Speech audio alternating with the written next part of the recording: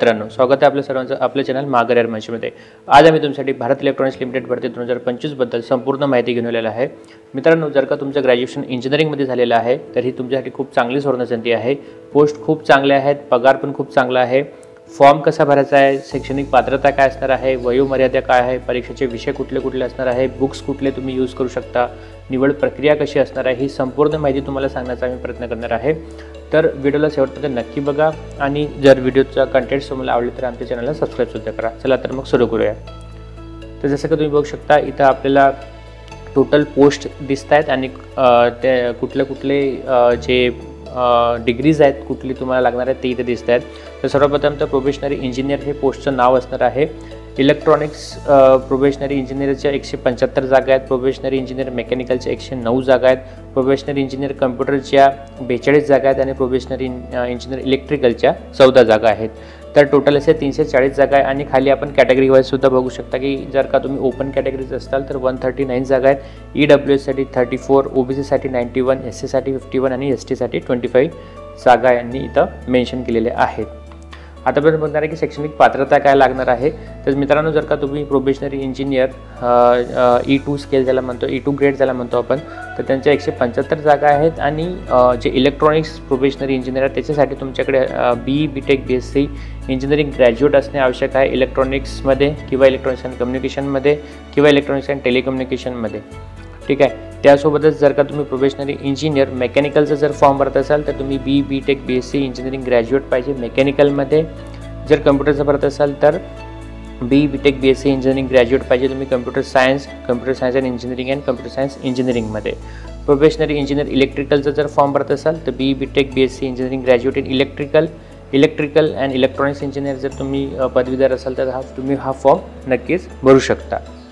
तर कोर इंजिनियरची जर तुमच्याकडे डिग्री असेल तर तुम्ही हे 4 फॉर्म म्हणजेच की electronics and electronics telecommunication, mechanical, computer आणि इलेक्ट्रिकल ह्या 4 जागा तुम्ही जर तुम्ही या 4 ब्रांचेसमधनं पासआउट असेल तर तुम्ही ह्या 4 पोस्टसाठी जागा भरू शकता।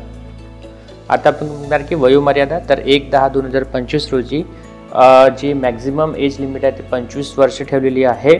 आणि जर का तुम्ही SC ST असाल तर तुम्हाला 5 वर्षाची मुदत इथं देण्यात येणार आहे। आणि जर OBC असाल नॉन क्रिमिनल सहित तर तुम्हाला 3 वर्षाची इथं सवलत देण्यात येणार आहे। 25 + 5 + 3 असं इथं कॅटेगरायझेशन राहणार आहे। ओपन झाली आहे फॉर्म भरण्याची तारीख आहे 24 ऑक्टोबरपासून आणि लास्ट डेट तुम्हाला जे फॉर्म भरायचं आहे ते तुम्हाला 14 नोव्हेंबरपर्यंत। अर्ज करण्याची प्रक्रिया, तर इथं तुम्हाला URL भेटत आहे, या URLवरती जाऊन तुम्ही फॉर्म भरू शकता। ही URL तुम्हाला डिस्क्रिप्शन बॉक्समध्ये सुद्धा भरून जाणार।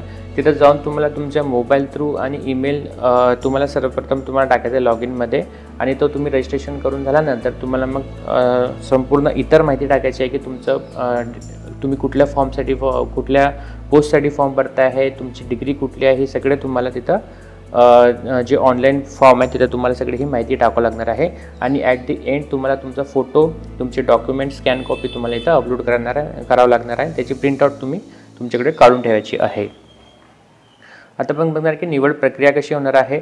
तर जी किमान पात्रता गुण आहे तर जी ऑनलाईन एक्झाम होणार ना त्यात 35% तुम्हाला लागणार आहेत, OBC साठी SC ST साठी 30% लागणार आहे, जी तुमची MCQ बेस्ड एक्झाम होणार आहे। आणि जर का तुम्ही एक्झाम क्लिअर केली तर 1:5 रेशोमध्ये ते इंटरव्ह्यूसाठी तुम्हाला बोलवणार आहेत, म्हणजे की एका पोस्टसाठी 5 मुलांना ते कॉल करणार आहेत। तर टोटल जे गुण आहेत ते 100 मार्काची एक्झाम राहणार आहे, 100 मार्काची पूर्ण प्रोसेस राहणार आहे। त्यात तुमचे जे 85 मार्क्स आहेत ते तुमचे CBT बेस्ड जे की MCQ बेस्ड एक्झाम होणार आहेत त्यात तुमचे टोटल 85 मार्क्स भेटणार आहेत। आणि जे इंटरव्ह्यू होणार आहे त्यासाठी त्यांनी 15 मार्क्सचे तुमचा इंटरव्ह्यू होणार आहे। आता आपण बघणार आहे की कम्प्युटर पेस्ट किती मिनिटाची राहणार आहे। तर एक्झाम जी आहे तुमची 120 मिनिटाची असणार आहे। टोटल तुम्हाला 125 प्रश्न इथं पाहायला भेटतील, 100 तुमचे टेक्निकल क्वेश्चन्स असतील आणि 25 तुमचे ॲप्टिट्यूड बेस्ड क्वेश्चन असतील। प्रत्येक क्वेश्चनला 1 मार्क असणार आहे आणि चुकीच्या उत्तरासाठी 1/4 तुमचं म्हणजेच की 0.25 मार्क्स तुमचं निगेटिव्ह मार्किंग इथं राहणार आहे।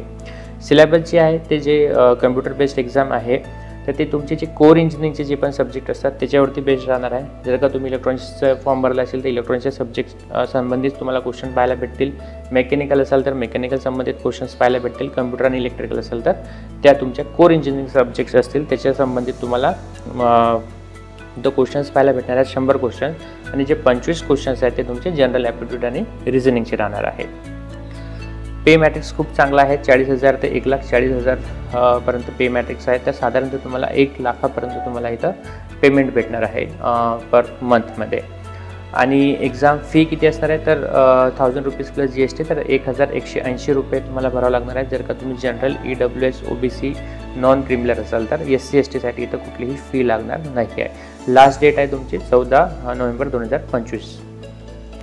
तर बुक्स जे आहेत ते GK पब्लिकेशनचे बुक्स येतात याच्यासाठी बेलच्या एक्झामसाठी, तर ते तुम्ही बुक्स नक्कीच वापरा. त्यात तुम्हाला प्रॅक्टिस पेपरसुद्धा भेटतील आणि तुमचे जे टेक्निकल क्वेश्चन्स आहेत ते सुद्धा इथं भेटणार आहे. तर हे तुम्हाला फक्त मी सॅम्पल दाखवलं आहे. तर हे तुम्हाला ॲमेझॉनवरती जाऊन तुम्ही हे परचेस करू शकता.